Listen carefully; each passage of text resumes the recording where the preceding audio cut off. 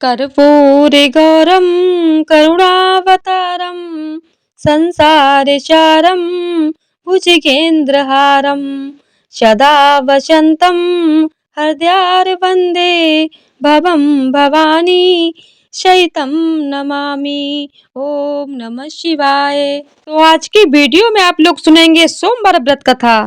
सोमवार का दिन शंकर भगवान को समर्पित होता है। आज के दिन भक्त भोलेनाथ को प्रसन्न करने के लिए विशेष पूजा अर्चना करते हैं।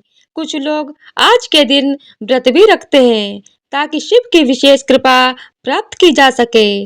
बाबा भोलेनाथ के आशीर्वाद के लिए आप भी सोमवार का व्रत कर रहे हैं तो शिव व्रत कथा को पढ़कर या सुनकर इस उपवास को पूरा करें। नारद पुराण के अनुसार सोमवार व्रत में व्यक्ति को प्रातः स्नान करके शिव जी को जल और बेलपत्र चढ़ाना चाहिए तथा शिव गौरी की पूजा करनी चाहिए। शिव पूजन के बाद सोमवार व्रत कथा सुननी चाहिए। इसके बाद केवल एक समय ही भोजन करना चाहिए। एक समय की बात है, किसी नगर में एक साहूकार रहता था। उसके घर में धन की कोई कमी नहीं थी, लेकिन उसकी कोई संतान नहीं थी। इस कारण वह बहुत दुखी था। पुत्र प्राप्ति के लिए वह प्रत्येक सोमवार व्रत रखता था और पूरी श्रद्धा के साथ शिव मंदिर जाकर भगवान शिव और माता पार्वती की पूजा करता था। उसकी भक्ति देखकर एक दिन माँ पार्वती प्रसन्न हो गईं और भगवान शिव से उस साहूकार की मनोकामना पूर्ण करने का आग्रह किया। पार्वती जी की इच्छा सुनकर भगवान शिव ने कहा कि हे पार्वती, इस संसार में हर प्राणी को उसके कर्मों का फल मिलता है और जो जिसके भाग्य में हो उसे भोगना ही पड़ता है। लेकिन पार्वती जी ने साहूकार की भक्ति का मान रखने के लिए उनकी मनोकामना पूर्ण करने की इच्छा जताई। माता पार्वती के आग्रह पर शिव जी ने साहूकार को पुत्र प्राप्ति का वरदान तो दिया, लेकिन साथ ही यह भी कहा कि उसके बालक की आयु केवल 12 वर्ष होगी। माता पार्वती और भगवान शिव की बातचीत को साहूकार सुन रहा था। उसे ना तो इस बात की खुशी थी और ना ही दुख। वह पहले की भांति शिव जी की पूजा करता रहा। कुछ समय के बाद साहूकार के घर एक पुत्र का जन्म हुआ। जब वह बालक 11 वर्ष का हुआ तो उसे पढ़ने के लिए काशी भेज दिया गया। साहूकार ने पुत्र के मामा को बुलाकर उसे बहुत सारा धन दिया और कहा कि तुम इस बालक को काशी विद्या प्राप्ति के लिए ले जाओ और मार्ग में यज्ञ कराना। जहाँ भी यज्ञ कराओ वहाँ ब्राह्मणों को भोजन कराते और दक्षिणा देते हुए जाना।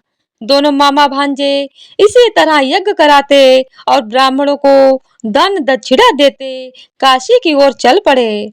रास्ते में एक नगर पड़ा जहाँ नगर के राजा की कन्या का विवाह था, लेकिन जिस राजकुमार से उसका विवाह होने वाला था वह एक आंख से काना था। राजकुमार के पिता ने अपने पुत्र के काना होने की बात को छुपाने के लिए एक चाल चली।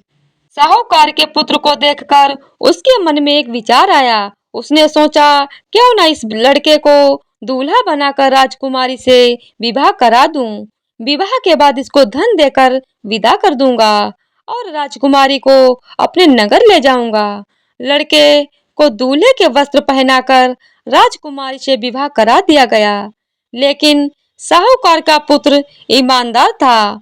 उसे यह बात न्याय संगत नहीं लगी। उसने अवसर पाकर राजकुमारी की चुन्नी के पल्ले पर लिखा कि तुम्हारा विवाह तो मेरे साथ हुआ है, लेकिन जिस राजकुमार के साथ तुम्हें भेजा जाएगा वह एक आंख से काना है।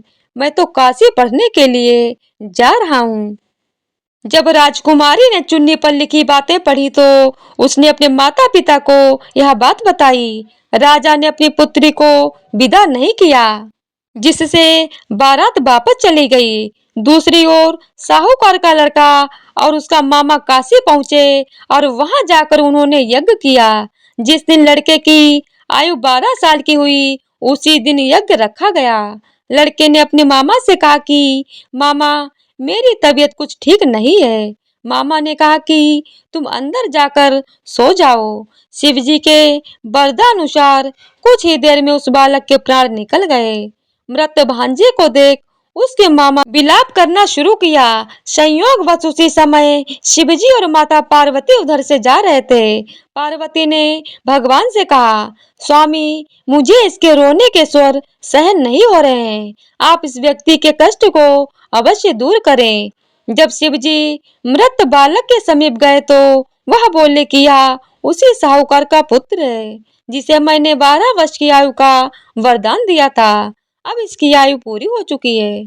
लेकिन मात्र भाव से विभोर माता पार्वती ने कहा कि हे महादेव, आप इस बालक को और आयु देने की कृपा करें, अन्यथा इसके वियोग में इसके माता पिता भी तड़प तड़प कर मर जाएंगे। माता पार्वती के आग्रह पर भगवान शिव ने उस लड़के को जीवित होने का वरदान दिया। शिव जी की कृपा से वह लड़का जीवित हो गया। शिक्षा समाप्त करके लड़का मामा के साथ अपने नगर की ओर चल दिया। दोनों चलते हुए उसी नगर में पहुंचे जहां उसका विवाह हुआ था। उस नगर में भी उन्होंने यज्ञ का आयोजन किया। उस लड़के के ससुर ने उसे पहचान लिया और महल में ले जाकर उसकी खातिरदारी की और अपनी पुत्री को विदा किया।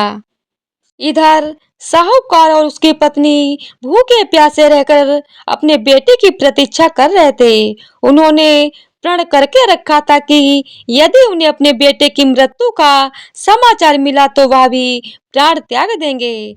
परंतु अपने बेटे के जीवित होने का समाचार पाकर वह बेहद प्रसन्न हुए। उसी रात भगवान शिव ने साहूकार के स्वप्न में आकर कहा, हे श्रेष्ठी, मैंने तेरे सोमवार के व्रत करने और व्रत कथा सुनने से प्रसन्न होकर तेरे पितृ को लंबी आयु प्रदान की है। इसी प्रकार जो कोई सोमवार व्रत करता है या कथा को सुनता है और पढ़ता है, उसके सभी दुख दूर होते हैं और समस्त मनोकामनाएं पूरी होती हैं।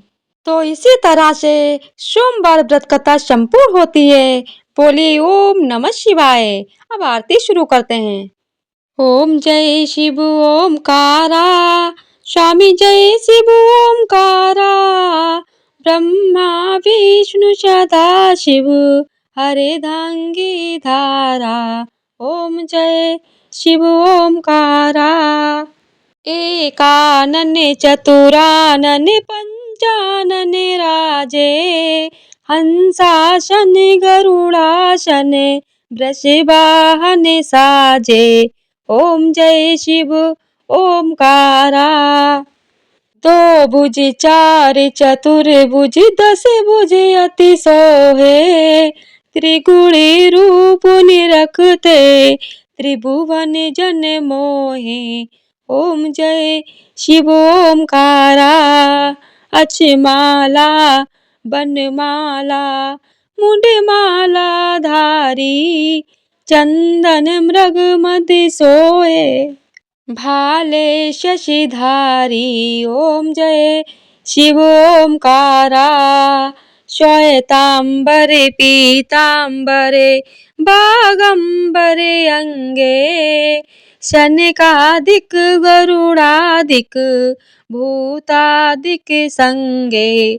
ओम जय शिव ओमकारा।